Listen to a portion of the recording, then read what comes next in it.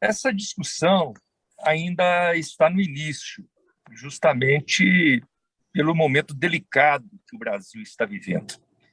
O Brasil vive hoje um momento de uma grave crise. A crise sanitária, a crise econômica e a crise política. E essas crises, elas estão cada vez mais agudas, justamente pelo descaso, pela omissão, pela irresponsabilidade do governo federal no trato destas urgências. Isso faz com que o PT também, mesmo estando na oposição, tenha uma preocupação e uma responsabilidade com o momento imediato que nós estamos vivendo. Daí, na nossa estratégia, a prioridade nossa hoje é trabalhar para salvar vidas. Isso significa pressionar para garantir vacina para todas as pessoas, significa pressionar para poder mudar a política econômica, para gerar emprego, gerar renda, e, mais do que isso, também buscar uma saída institucional para o grave momento que nós estamos vivendo. Eu falo isso para responder a você que essa tratativa eleitoral, justamente pela gravidade do momento que nós estamos vivendo, ela fica para um segundo plano. Mas é verdade que na nossa estratégia nós temos consciência que essa situação do Brasil só vai mudar quando nós mudarmos na política. Então, o governo Bolsonaro, ele já demonstrou que não tem capacidade para poder gerenciar a crise sanitária, para gerenciar a crise econômica e muito menos a crise política. Então, tem que haver mudança. É por isso que o povo já está na rua, já pedindo o impeachment do presidente. E não faltam pedidos de impeachment, são mais de 100 pedidos que já estão no Congresso Nacional. Agora, independente se esses processos de impeachment eles irão adiante, nós estamos nos preparando para o processo eleitoral. E no processo eleitoral, a prioridade realmente do PT é poder criar as condições necessárias para que, não apenas para termos uma candidatura, mas para termos uma candidatura vitoriosa que possa virar essa triste página do momento que nós estamos vivendo no Brasil. Então, nesse sentido, nós temos como prioridade a eleição nacional, a candidatura do Lula, e vamos tentar, nos estados, construir palanques fortes para viabilizarmos essa vitória nacional que poderá construir a mudança que nós queremos para o país. Deputado, como é que constrói hoje o palanque forte em Goiás, como já construiu anteriormente, pensando na eleição presidencial, PP com MDB e outros partidos, sendo que hoje todos esses partidos estão gravitando na base do governador Ronaldo Caiado, que fala e faz questão de fazer política, sempre dizendo que vai fazer contra o PT. A aliança ela não depende apenas da vontade unilateral, né? Tem que haver uma disposição dos dois lados. E é por isso que o primeiro gesto é o gesto do diálogo. E é isso que nós estamos fazendo. A direção estadual está coordenando esse processo. Evidentemente, eu, como parlamentar, também dialogo com as lideranças. E o primeiro sinal é do diálogo. Estamos abertos para dialogar e estamos abertos para discutir um projeto unificado com aqueles que tenham consciência que é importante mudar a situação nacional e que o Lula pode ser uma alternativa para modificar essa triste realidade que nós estamos vivendo no país. Então, o primeiro gesto é do diálogo. É evidente que, ainda um ano antes do processo eleitoral, poucas legendas vão definir a sua estratégia agora, até porque ainda tem mudanças no regramento eleitoral e tem prazos também de filiação. Então, é natural que as decisões elas aconteçam no início do próximo ano, mas isso não nos impede de já irmos discutindo e buscando alternativas, buscando saídas e trabalhando também as contradições que existem do outro lado. Então, esse é o caminho que nós já estamos trilhando. Deputado, e quais seriam o cenário ou o ambiente favorável para que em Goiás tenha, de fato, um candidato próprio do PT? Você fala candidato próprio a governo? Ao governo, isso. Bom, na realidade, como eu disse a vocês, o nosso objetivo principal é construirmos um palanque forte para o Lula. Uhum. E no sentido de buscarmos esse palanque forte, nós estamos abertos para discutirmos, inclusive com outras legendas, nomes que possam representar esse campo de apoio ao Lula e de alternativa ao governo do Estado, porque a postura do PT é de oposição ao governo Bolsonaro e oposição ao governo Caiado. Então, nós vamos buscar nesse diálogo para ver se temos temos lideranças, partidos políticos dispostos a discutir nesse caminho. Agora, se tivermos dificuldade, como o Fred colocou aí, se tivermos dificuldades no diálogo de encontrar partidos que possam caminhar nesse rumo de apoio ao Lula e também de oposição ao governo do Estado, o PT não tem dificuldade nenhuma de lançar candidatos. Nós já lançamos, aliás, na maioria das eleições. Né? Nós já disputamos, se não me engano, 10 eleições para governo na história do PT, já participamos, e acho que só 2 que nós não participamos com candidato a governo. A maioria, na grande maioria, nós participamos com candidato a governo. As 2 últimas, nós participamos com candidato a governo e fizemos bonito. Nós participamos com propostas, com ideias, tivemos uma boa votação, garantimos a nossa representação na Assembleia e na Câmara. Então, o PT não tem dificuldade nenhuma de discutir candidatura a governo. Só que nós estamos fazendo um gesto de abertura, de diálogo com aqueles que vejam a importância da mudança no cenário nacional e, se houver essa possibilidade de trabalhar em conjunto em Goiás, nós estaremos abertos a discutir. Deputado, se o MDB tiver candidato em Goiás, candidato ao governo, e apoiar o projeto do Lula, o PT pode acompanhar o MDB aqui em Goiás? Não entendi. Se o MDB tiver um candidato próprio ao governo aqui em Goiás e no cenário nacional acompanhar Lula, acompanhar o projeto de Lula, fazer uma aliança aí no nível nacional aqui em Goiás, isso pode se replicar? O PT também pode apoiar o MDB aqui? Essa pergunta ela não precisa ser o MDB, pode ser qualquer partido. Qualquer partido que tenha disposição de apoiar o governo federal, de apoiar o nosso projeto nacional para o governo nacional, nós estamos abertos para discutir um projeto aqui no Estado. E estamos dispostos a discutir não apenas com um partido, mas com um grupo de partidos. Então, o PT tem essa abertura. O PT está fazendo um gesto, uma abertura de diálogo para podermos fortalecer o projeto nacional e fortalecer um projeto de oposição ao governo do Estado.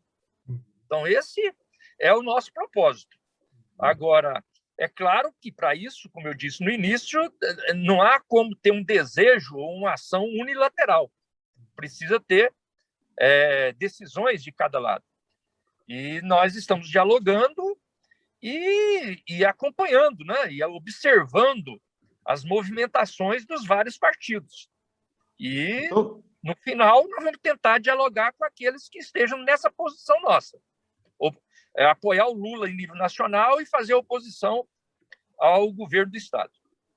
Então, só para entender, desse grupo de partidos, exceto o DEM, né, que é do governador Ronaldo Caiado, e o partido que vier a ingressar o presidente da República. O restante poderia ter diálogo. A questão não é nem a sigla, né, o Fred, é a posição. Tem que ser contra o Bolsonaro. Tem que ser contra o Bolsonaro. Então, se for o partido do Bolsonaro, ele não vai ser contra o Bolsonaro. E tem que ser oposição ao governo do Estado. É claro que se for o partido do governador, também não será. Então, mas tem outras siglas também que não serão. Então, o que nós vamos discutir na política. O que nós queremos discutir na política. Tem abertura para apoiar o Lula no projeto nacional? Tem. Mas nós temos a abertura de apoiar o Lula, mas aqui no Estado nós vamos com o Caiado. Então, nós não temos jeito de apoiar. Porque no Estado nós somos oposição ao governo do Estado. Então, tem que casar as duas coisas. Então, deputado, o PSDB a gente pode não descartar o PSDB? Depende da posição deles, né? Depende da posição deles. É isso que nós vamos discutir. Nós estamos numa fase ainda, Fred, de sondagem, né? De sondagem, para a gente ver qual é a disposição de cada legenda, de cada liderança.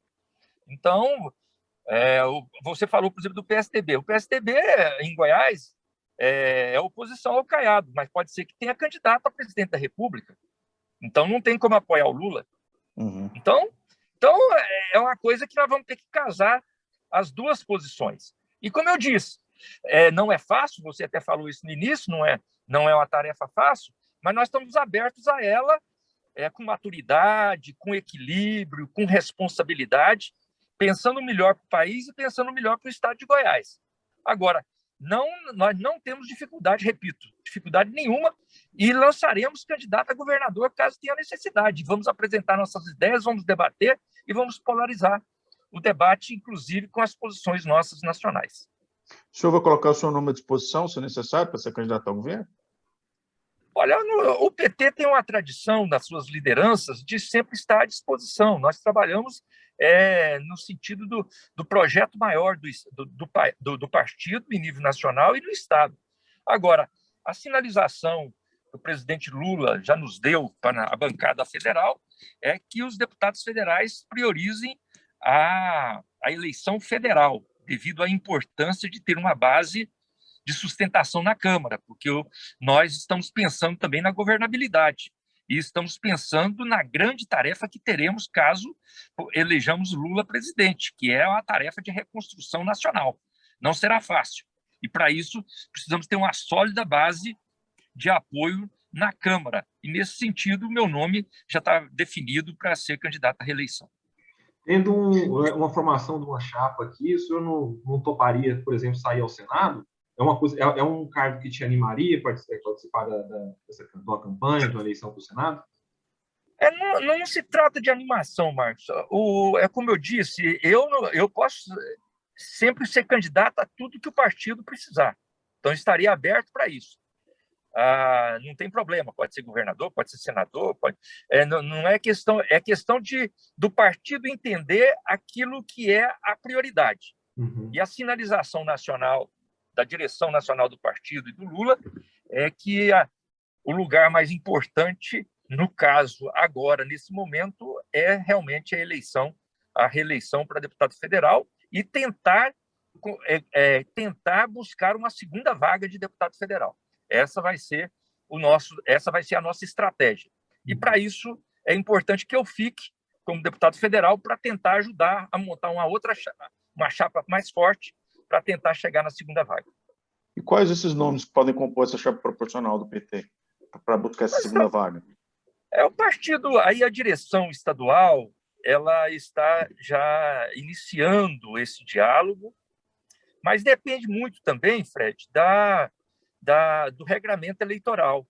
Nós temos aí um prazo limite, que é outubro, que aí nós saberemos qual que pode ser a estratégia. Nós temos que lançar a chapa completa, temos que focar em 2 nomes, como que será? Então, ainda é cedo um pouco para falar em nomes, mas o partido já está fazendo levantamento, está fazendo diálogo e esperando passar esse prazo, que é o 3 de outubro, para a gente realmente poder ter uma estratégia de montagem para garantir um aumento da nossa representação na Câmara Federal. Deputado, o PT, salvo engano, não faz dois na chapa goiana aqui desde 2006, é isso mesmo? Na verdade, em 2010, nós tivemos voto para isso, estávamos na aliança, mas ficamos com os dois, eu e a Marina, né? Uhum. 2010, em 2002 elegeu eu e a Neide, 2006 eu e o Pedro, e 2010 a 2014 ficamos eu e a Marina como deputados federais. No caso, a Marina, ela foi como suplente do Thiago Peixoto e entrou... Era suplente do Thiago Peixoto, mas foi porque nós fizemos aliança proporcional. Mas se nós não tivéssemos feito aliança proporcional, ela teria sido eleita automaticamente, porque os nossos votos foram suficientes para eleger dois. Nós estamos num estado que é considerado principal, do que restou aí do bolsonarismo, o principal reduto é o Centro-Oeste, né, por conta do agronegócio e da própria tendência conservadora do nosso estado. O que aconteceu com Goiás, que parece que se tornou um estado que estava se industrializando e tinha um viés assim de se modernizar no sentido de tornar um estado mais progressista? O que aconteceu com essa reviravolta conservadora que fez diminuir o PT, por exemplo, em Goiás? Hoje o PT não é mais o PT, pelo menos na força que tinha há 10 anos, há 15, 20 anos atrás. Esse é um fenômeno natural da política, né? Você tem momentos de alta, momentos de baixa, e em Goiás a análise não deveria ser nem o PT, deveria ser o PSDB, né? Que governou o estado de Goiás por quantos mandatos, e hoje tem uma representação inferior à do PT na Câmara Federal, né? E o PT tem representação, inclusive, maior do que o MDB na Câmara Federal. Então, veja você. Goiás? Eu falo em Goiás. Goiás. Em Goiás, o PT tem deputado federal, o MDB não tem. O PSDB só tem um e já falou que vai sair do PSDB. Então, na verdade, o PT hoje, a crise está em outro lugar, não é no PT. O PT, claro, na política é normal, tem altos e baixos, tem momentos... Nós já governamos a capital, hoje não estamos governando, já governamos Anápolis, não estamos governando, mas podemos voltar a governar. Como nós deixamos de governar o Brasil e vamos voltar a governar o Brasil. Então, a política tem isso é natural. Agora, você tocou num assunto que é verdadeiro. Nós precisamos ter uma visão de futuro para o nosso estado de Goiás.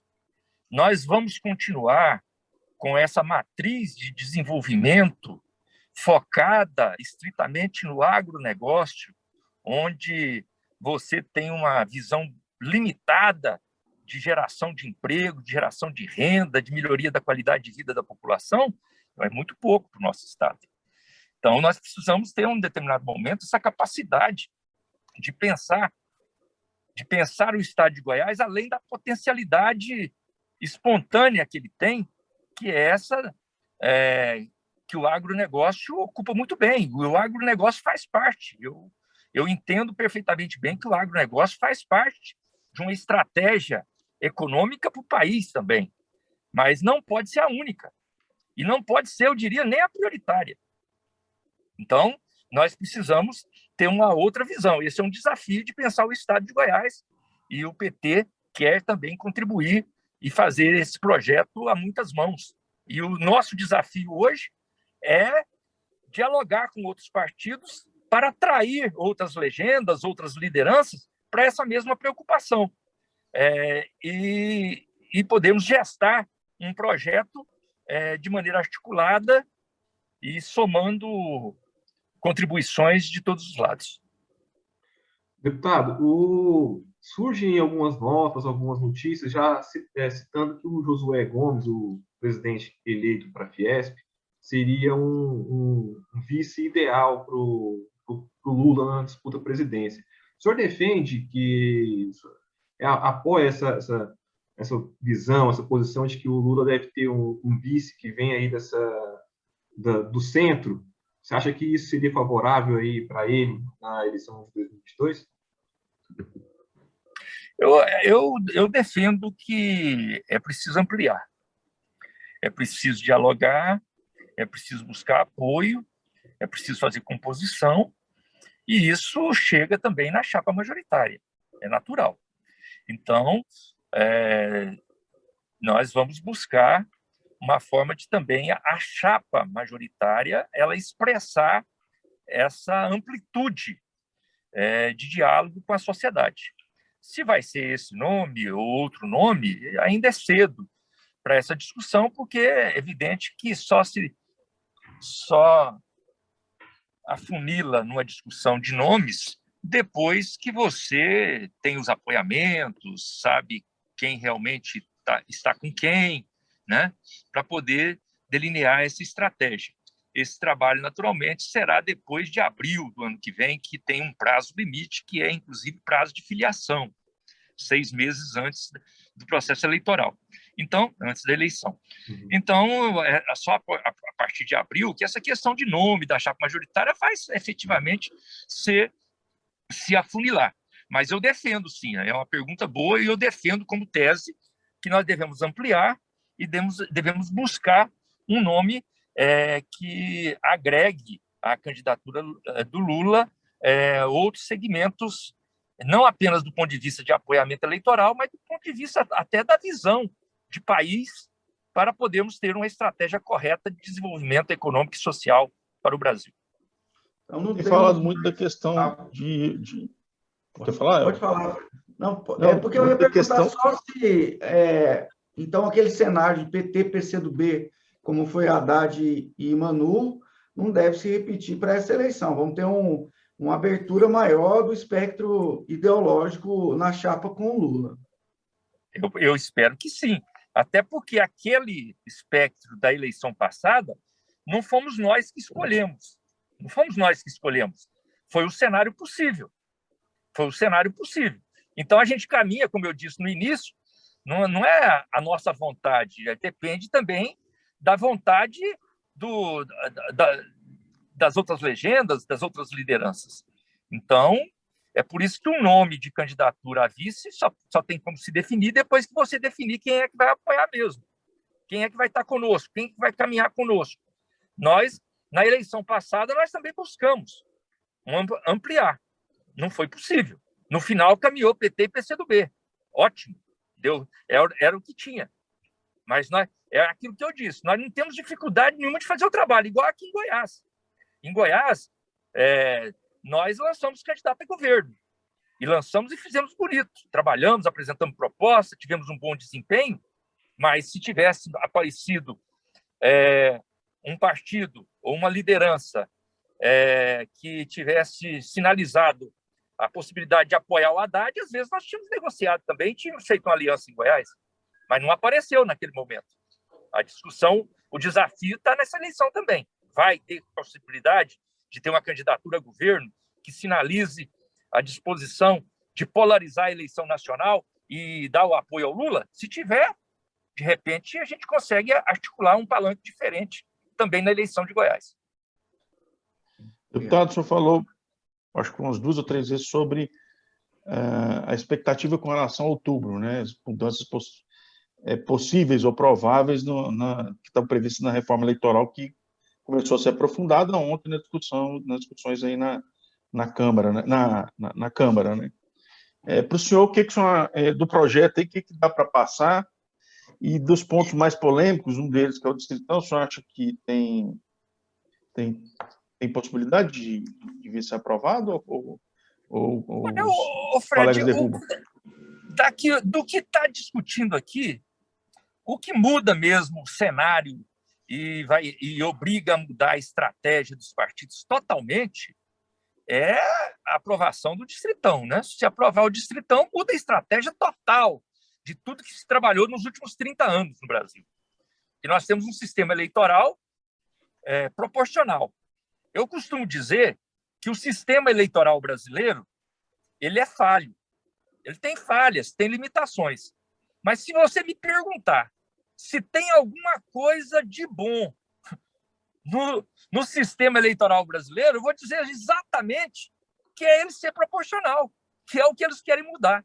Quer dizer, a única coisa, ou aquilo que tem de bom, o sistema tem muitas falhas, mas o que tem de bom é ele ser proporcional, e eles querem mexer justamente no sistema proporcional, né? Então, isso torna o processo eleitoral elitista, vai priorizar as celebridades, vai privilegiar o poder econômico, vai diminuir a força dos partidos, e isso vai criar um processo de ingovernabilidade, porque aí um presidente da República, um governador, não vai mais negociar nem com o partido, vai ter que negociar com cada indivíduo, porque cada um é um, porque cada um foi eleito de maneira independente. Imagina se é possível governar um Estado e um Brasil dessa maneira. Então, isso fragiliza muito a política. Então, esse é o grande debate que tem. E esse é que vai mudar ou não o processo eleitoral. Eu sou daqueles que acham que, no final, não vai ter essa mudança. Não vai ter, porque o pessoal vai perceber. Apesar que não está fácil. No início, todo mundo acha fácil, todo mundo defende com entusiasmo, mas depois você vai percebendo que isso aí é uma aberração. Essa discussão está na comissão especial, eu faço parte dessa comissão especial. Ontem nós tivemos reunião, né? O relatório apresentado pela relatora Renata Abreu ontem foi retirado de pauta, ela vai apresentar outro relatório hoje. Vamos ver se houve consegue. Houve acusação de houve uma quebra de acordo com os deputados, algo assim. Mas a sessão começou meio confusa, meio cheia de... Mas ali foi só a questão das emendas, né? Ali era só a discussão das emendas. Mas no conteúdo ficou sinalizado que não tem acordo sobre o que ela apresentou, que era um projeto de distritão. Mas não tinha acordo nem com o pessoal que defende o distritão. Então, ela vai apresentar outra proposta hoje. Mas essa proposta tem que passar pelo Senado. Na minha avaliação, essa proposta vai ter mais dificuldade no Senado. Então, o fato dela passar na Câmara, vamos supor que passe, não é garantia também que vai ter distritão. Vai ter que passar também no Senado. O senhor acha que passa na Câmara? Na Câmara pode ser que passe, apesar que nas duas últimas discussões eu participei de todas essas comissões especiais da reforma política, eu sempre sou chamado para fazer esse debate, pelo acúmulo que a gente tem tido ao longo do tempo nesse tema. Nas duas últimas, nós conseguimos, apesar de todo o barulho que se faz, de toda a mobilização e aquele entusiasmo, a gente derrotou sempre o distritão com folga, sempre, nas duas vezes. Eu ainda acho que na Câmara também a gente consegue derrotar. E a proposta do voto impresso, ela ainda será uma proposta mais fácil de ser derrotada do que a do distritão? Como é que o senhor vê essa... É praticamente uma chantagem que foi feita pelo presidente em relação à adoção do voto auditável, né? O voto como ele quer aí, com apuração aberta, e essa questão toda aí. Como é que o senhor vê isso também? Essa questão do voto impresso é um atraso, não, é outra aberração. Eu nem entro nesse debate, até para não dar corda, né, para um debate atrasado como esse.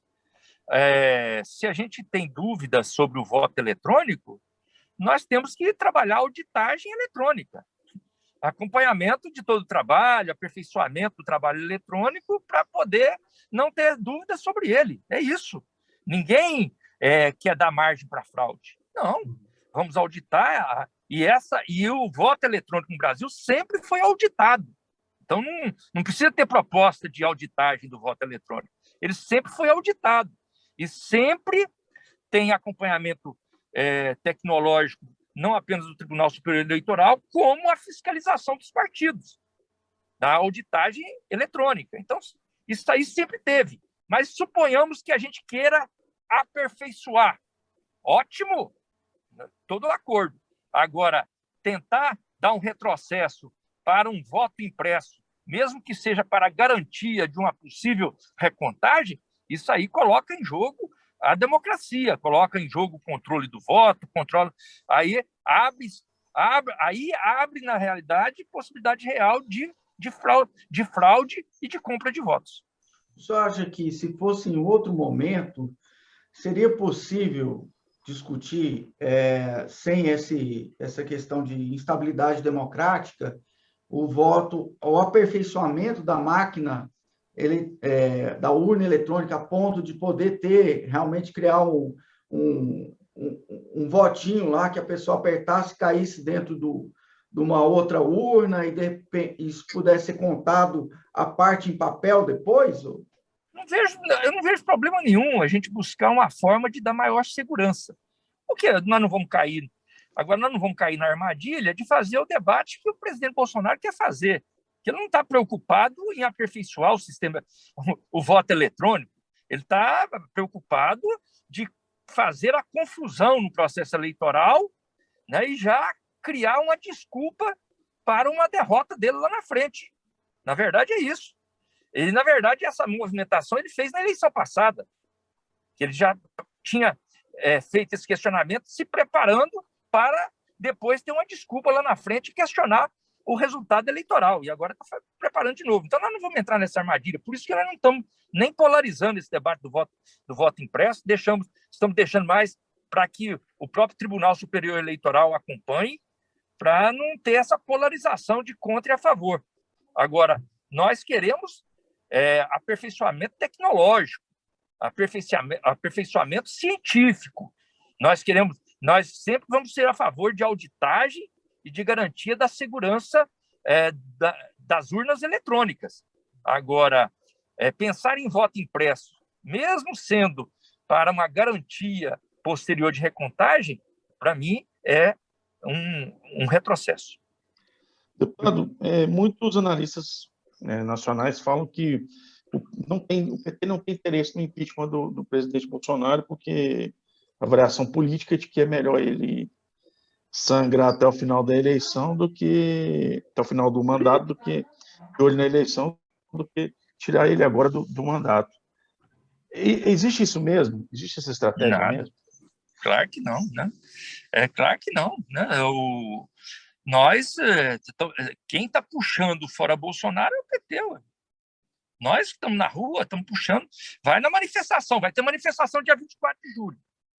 Aí, em todas as capitais. Vai ter em Goiânia. Faz a cobertura lá do dia 24 de julho. E você vai ver quem é que está lá. É o PT que está. Claro, tem vários outros partidos, tem várias outras lideranças. E nós estamos trabalhando para ter cada vez mais. Mas quem está na frente somos nós. Nós estamos na frente, nós achamos que não dá para esperar. Por quê? Porque é um negócio de salvar vidas, que eu falei no início. Mais do que ganhar a eleição, está em jogo vidas, gente. Mais de 530 mil pessoas já morreram. Né? Esse governo não tem uma política para enfrentar a crise sanitária, não tem uma política para enfrentar a crise econômica, gente. A crise econômica é gravíssima. O governo Bolsonaro, o receituário do Paulo Guedes é exatamente o contrário do que o Brasil precisa. No momento de crise, é preciso ter investimento público para gerar emprego, gerar renda e sair do atoleiro. Eles fazem o contrário, ajuste fiscal, corte de gastos, e o país vai cada vez travando mais. E olha que isso aí não é uma posição do PT, não. Digam assim, mas o PT, né, é um conflito de ideias, a posição do Guedes com a posição do PT. Não, esse é um conflito da posição do Guedes com a posição internacional. Todos os países do mundo estão fazendo investimento público para sair da crise. Os Estados Unidos aí, que eles adoram, né, e cantam em prosa e verso, né, como a referência do capitalismo, referência do sistema neoliberal, o que está fazendo? Investimento pesado para poder sair da crise econômica. Então, o Brasil está isolado daquilo que o mundo está fazendo e do que o mundo está pensando. Não é apenas uma contradição com o PT. Então, a nossa prioridade, aí, respondendo você, Fred, é tirar... A gente tem consciência que, com esse governo, o Brasil não supera a crise. E não dá para esperar a eleição. Nós queremos que tire antes. Agora, se não for possível, na eleição nós vamos tirar pelo voto. Com o Mourão, isso melhora, deputado? Vai depender das articulações políticas, né? Vai depender das articulações políticas, ou aí não é uma questão do perfil, porque o perfil político não tem muita diferença. O perfil político, e é por isso que na nossa palavra de ordem é fora Bolsonaro e fora Mourão. Então, é justamente porque a gente não vê diferença aí de... Agora, o que pode acontecer é uma mudança na sociedade, né? Na medida, esse é um processo que muda a política nacional. Então, ao mudar a política nacional, força-se a ter posturas diferenciadas. Eu citaria para você o exemplo do próprio Bolsonaro. Depois que começou a CPI no Senado, o governo teve que dar os pulos dele para mostrar serviço, para mostrar que não estava omisso diante da crise sanitária, até para comprar vacina. Só que estava atrasado. Mas antes da CPI, ele não fez nada. Depois da CPI, começou a se mexer. A mesma coisa é o impeachment. O impeachment pode forçar as forças políticas a se mexerem e aí a gente ter uma postura mais responsável diante da crise sanitária, da crise econômica que nós estamos vivendo. Deputado, o senhor citou aí a questão da CPI agora, eu queria te fazer uma pergunta nesse sentido também. Além dessa questão de forçar o governo a tomar algumas atitudes e ter um ímpeto aí em relação a algum ponto ou outro, também veio muitos desgastes, muita denúncia, muitos desgastes. Isso somado à desigualdade social que a gente está vendo sendo ampliada aí nesses últimos 2 anos, isso faz parte daquilo que o Fred até falou, dessa sangria aí do Bolsonaro. Isso deve favorecer em 2022 aí a campanha do Lula, até tendo em vista que durante a bandeira do presidente sempre foi essa questão social enfim, você acha que isso pode ser o grande trunfo para 2022? A CPI ela está cumprindo um papel importante para a democracia brasileira e para o momento político que nós estamos vivendo no Brasil. A CPI ela iniciou com esse objetivo de investigar possíveis irregularidades, omissões do governo federal no enfrentamento da pandemia. Mas, ao longo do seu trabalho, ela descobriu muito mais. Ela descobriu corrupção. Ela descobriu negociatas, inclusive na compra de vacinas. Um absurdo. Negociatas para levar vantagem financeira na compra da vacina. Então, a CPI avançou muito e ela ajudou a dar visibilidade a uma discussão e a informações que, às vezes, a população como um todo não tinha acesso. Com a CPI, a população teve acesso a essas informações. E é claro que isso contribui para a formação da consciência das pessoas. Isso contribui para que as pessoas tenham um entendimento e tenham a definição daquilo que ela projeta para o país. E, nesse sentido, eu não tenho dúvida nenhuma que a CPI, contribui para o esclarecimento e contribui para o enfraquecimento do governo federal, na medida que mostra as suas mazelas, as negociatas, as irregularidades e a sua corrupção, dentro principalmente do Ministério da Saúde, e abre caminho para essa mudança, para a gente poder virar o jogo, dar a volta por cima e voltarmos a governar o Brasil. Então, mas esse tema da corrupção não seria também um calcanhar de Aquiles da campanha de Lula? Ou existe um antídoto também para essa questão, para esse tema na campanha? Não se trata, a questão, Marcos, a questão da corrupção, o grande problema que se teve é que sempre tentou-se trabalhar a corrupção como se ela tivesse em um lugar específico. Infelizmente, a corrupção ela está na sociedade. E como a política está na sociedade, a corrupção está na política também.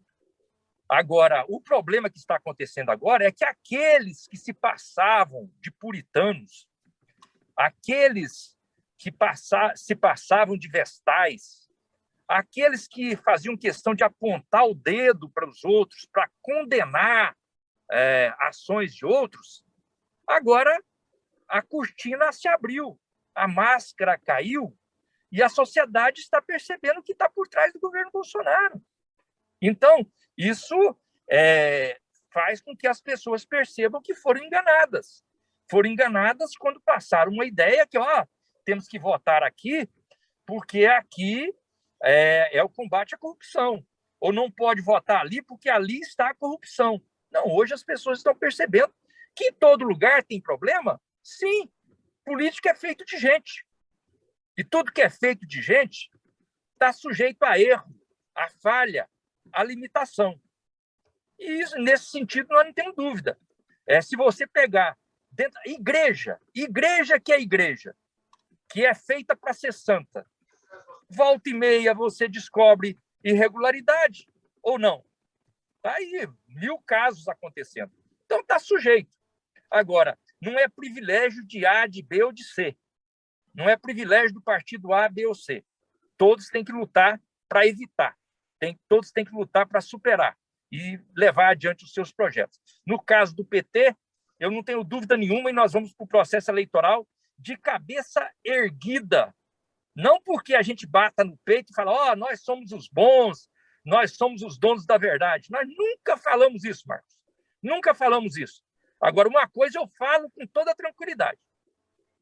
Entre erros e acertos, eu não tenho dúvida nenhuma. Ando o Brasil afora de cabeça erguida, porque entre erros e acertos, nós temos muito mais acertos a apresentar para o povo brasileiro. Deputado, alguns avaliam que o governo Bolsonaro faz uma estratégia parecida com o PT, quando estava no governo, para fidelizar alguns eleitores, que é o caso das ações sociais, né, que são alguns programas sociais, como no caso do governo Bolsonaro, por conta da pandemia, eles fizeram o auxílio emergencial, né, e agora estão discutindo um aumento do Bolsa Família. Como é que o senhor avalia isso? Você acha que é plausível fazer esse tipo de comparação, de paralelo? Não é. Eu acho que eu penso diferente. Primeiro, eu vejo que há realmente, por parte do Bolsonaro, uma tentativa de fidelização do seu eleitorado, mas não é com ação social. Ele tenta fidelizar o seu eleitorado com um discurso raivoso, com a histeria e o discurso raivoso. É esse discurso que ele tenta fidelizar uma massa apaixonada, fanática e que não larga ele. Por quê? Por causa do discurso que ele faz ali no cercadinho do Alvorada. Aquele ali é o discurso para fidelizar. E é por isso que ele consegue segurar aí 20, 25, né? Tinha 30, já não tem mais, está caindo para 25, vai cair até 20, possivelmente. Mas ele tem uma fidelização. Ele não tenta fidelizar pela questão social. Tanto é verdade que o auxílio emergencial não foi ele que aprovou. Não foi proposta dele. Foi contra a vontade dele. O auxílio emergencial foi proposta do Congresso. Foi proposta do Congresso. Nós queríamos que fosse R$1.000, passou para...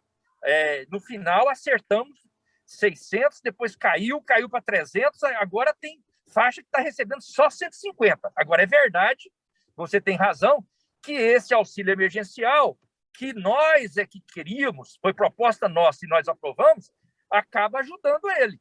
Claro, porque ajuda as pessoas, ajuda. Mas nós também não vamos trabalhar por quanto pior, melhor. Isso aqui vai ajudar o presidente, nós não vamos aprovar. Não, nós propusemos sabendo do risco, que isso poderia ajudá-lo a segurar apoio.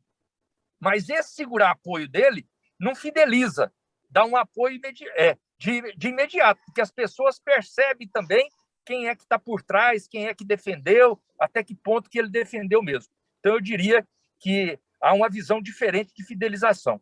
O Bolsonaro trabalha a fidelização em cima do discurso do fanatismo, o discurso raivoso e fanático, e agora, do nosso ponto de vista, nós buscamos trabalhar a área social, não é para fidelizar, é para atender a população. Tanto é verdade que nós defendemos o auxílio emergencial mesmo no governo Bolsonaro.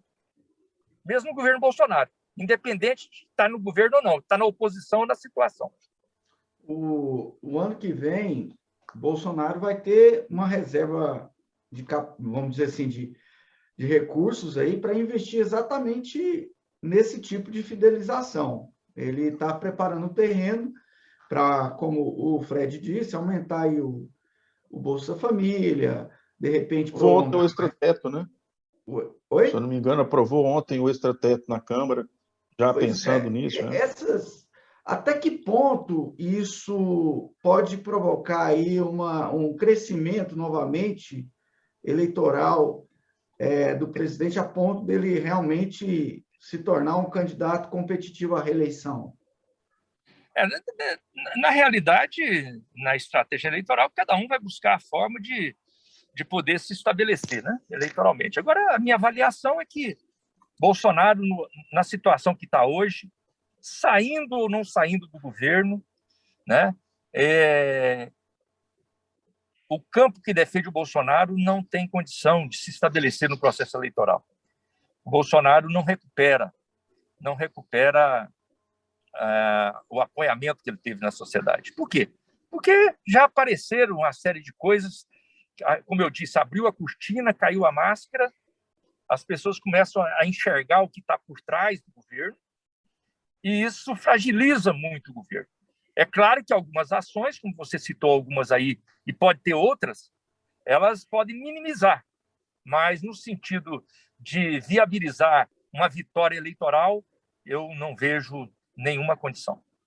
Mas a aposta do grupo do presidente é que numa polarização com o presidente Lula, isso é possível recuperar, porque aí ele vai trabalhar com o radical, com o antipetista, do antipetismo, antilulismo. Isso funcionou na eleição passada, né? Mas nem sempre funciona em todas as eleições. E os cientistas políticos, você já deve ter visto algumas análises, eu vi várias aí, inclusive das pesquisas, mostrando que se alguém quiser se estabelecer eleitoralmente no processo eleitoral deste ano, não vai ser com o antipetismo, né?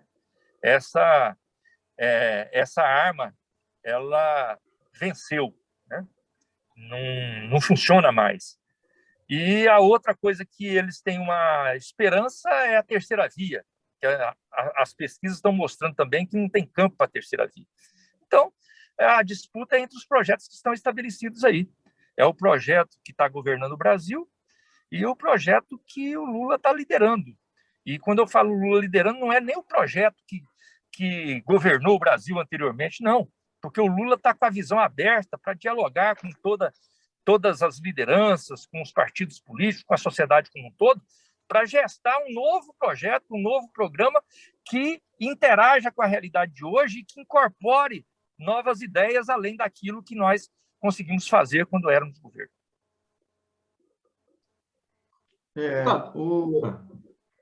Pode ir. Quer perguntar, Marcos? Não, pode ir. Eu ia perguntar, assim, a hipótese do governo Lula, que hoje é a mais concreta, a gente vive um cenário de instabilidade institucional. O Lula, ele conseguiu, no primeiro governo, superar qualquer desconfiança das Forças Armadas, por exemplo, em relação a seu papel. Ao papel que eu considero de tutoria que as Forças Armadas têm até hoje no Brasil, infelizmente, porque tudo que se faz nesse país se pergunta o que acha, o que o Exército acha, o que a Marinha, a Aeronáutica, o que eles acham. Inclusive, eles dão palpite quando não precisaria dar palpite, né? Como o comandante da FAB, agora, semana passada. Mas, diante do cenário que está e da resistência muito grande que existe, aí sim, um antipetismo e um anti-esquerdismo nas Forças Armadas, como é que o senhor vê a situação institucional no caso de uma derrota do Bolsonaro, com tudo que ele vai fazer, e ainda uma derrota do Bolsonaro, não só uma derrota, mas uma derrota para o Lula, para o arquirrival e para aquele contra o qual as Forças Armadas estão trabalhando desde 2018 com aquele tweet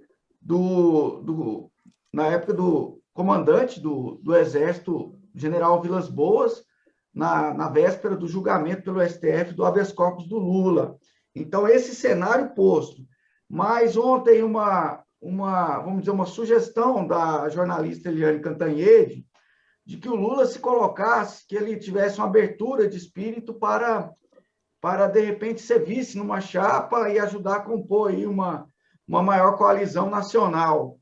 Como é que o senhor vê esse cenário todo posto e se isso, de repente, poderia fazer o próprio Lula, o PT, ter uma reflexão em cima disso e se isso, de fato, ameaça o Brasil como democracia? Se eu tivesse a oportunidade de perguntar para a Eliane Cantanhede, eu perguntaria para ela se ela estava disposta a abrir mão do cargo dela para um estagiário que está começando agora, né? Aí ela poderia responder a questão do Lula que ela está propondo, né? E essa preocupação que você coloca, Helder, de preocupação com o que pode acontecer com o Lula sendo eleito, essa preocupação já foi maior, né? Você concorda? Já foi maior. Em 89 era visto como uma aberração. Em todas as candidaturas do Lula, isso era questionado. Quando ele ganhou a eleição em 2002, aí nem se fala. O pessoal fala, e agora? O que vai acontecer? Tinha gente que apostava que não durava 6 meses, que o Brasil ia virar de ponta cabeça, que a economia ia desestruturar, que as relações com as Forças Armadas ia ser... ter muita gravidade. Então, isso aparecia no cenário. E a história mostrou exatamente o contrário. Foi o período mais tranquilo que o Brasil viveu, e eu diria a você que o Brasil nunca foi tão respeitado no cenário internacional quanto foi respeitado na era Lula. Justamente porque o cenário internacional, as lideranças internacionais, viam a tranquilidade, o equilíbrio entre os poderes, o respeito entre os poderes no nosso país. Então, isso hoje, é claro que adversários, na falta de outras armas, vão usar dessas. Mas isso não cola também mais na população, porque a população já sabe. Não adianta falar, você tem que tomar cuidado, porque se o Lula for eleito, vai acontecer isso ou aquilo. O povo não acredita, porque o povo já sabe que, pelo contrário, ele fala, pode falar o que quiser do Lula, pode falar o que quiser do PT, mas na época do Lula e do PT, minha vida era melhor. Então, as pessoas percebem. Então, eu não vejo que isso trará problema, nem do ponto de vista eleitoral, de perder apoio na sociedade, e muito menos do ponto de vista institucional, do ponto de vista das relações institucionais, porque as lideranças sabem a capacidade, o respeito e o espírito democrático do Lula. O Lula passou agora 2 meses, há 2 meses atrás, ele passou 15 dias em Brasília e conversou com as lideranças de ponta a ponta, de todos os poderes, inclusive do Executivo. Muita gente do Executivo, no Judiciário, no Legislativo, de todos os partidos políticos. Por quê? Porque as pessoas respeitam o Lula e o Lula respeita quem pensa diferente. Então, nós teremos, com o Lula na presidência, eu não tenho dúvida nenhuma que nós teremos um momento de maior tranquilidade, de não viver essa roda viva que a gente vive hoje, que cada dia é uma crise. E uma crise construída de maneira deliberada para desviar a atenção das irregularidades, dos descasos, das omissões que o governo Bolsonaro tem no dia a dia. Eu acho que é isso, deputado. Valeu. Muito obrigado por ter nos atendido. Só mais uma pergunta, Marcos? Sim. Pode concluir, Iago. Não, é porque eu acho que essa aqui uma hipótese do governo Lula, para sair dessa crise. O senhor vê alguma possibilidade de o Brasil sair dessa crise com a PEC do teto de gastos ainda em vigor? Existe manobra para sair sem que essa PEC seja revogada? Quer dizer, PEC não, né? É uma lei hoje, né? Não é mais um. Não, mas muita coisa vai ter que ser mudada, né? É por isso que o presidente, eu falei para vocês na entrevista que o Lula está preocupado em fazer o trabalho, que não tem eleição ganha, nós temos que conversar, dialogar, tem que ter humildade, tem que ter capacidade de diálogo, de articulação política para somar força para poder vir a ganhar a eleição, mas também já tem que trabalhar no sentido de se preparar para um grande desafio que é reconstruir o país. E na reconstrução do país nós vamos ter que rever muita coisa. Porque esse governo do Bolsonaro é um governo que não realizou nada, né, gente? Pega por Goiás. Fala aí, tenta fazer uma matéria das realizações do governo Bolsonaro em Goiás nesse período. Quais as coisas efetivas que foram realizadas, inaugurações, espaços, oportunidades de negócio ou no social? Não tem. Pelo contrário, é só desmonte. É desmonte das políticas públicas que foram construídas ao longo do tempo, não apenas no governo do PT, ao longo do tempo. Então, nós vamos ter que criar as condições para reconstruir o país. E, com toda certeza, Helder, vai passar por isso que você está falando. Uma redefinição do processo legislativo. Nós vamos ter que criar as condições. Por exemplo, nós precisamos criar condições para investimento. Eu disse aí, não é o PT que está falando, é o Biden que está falando lá nos Estados Unidos, é lá na Inglaterra, é no mundo inteiro. No mundo inteiro, os países estão se organizando para ter investimento público. Aqui no Brasil é o contrário.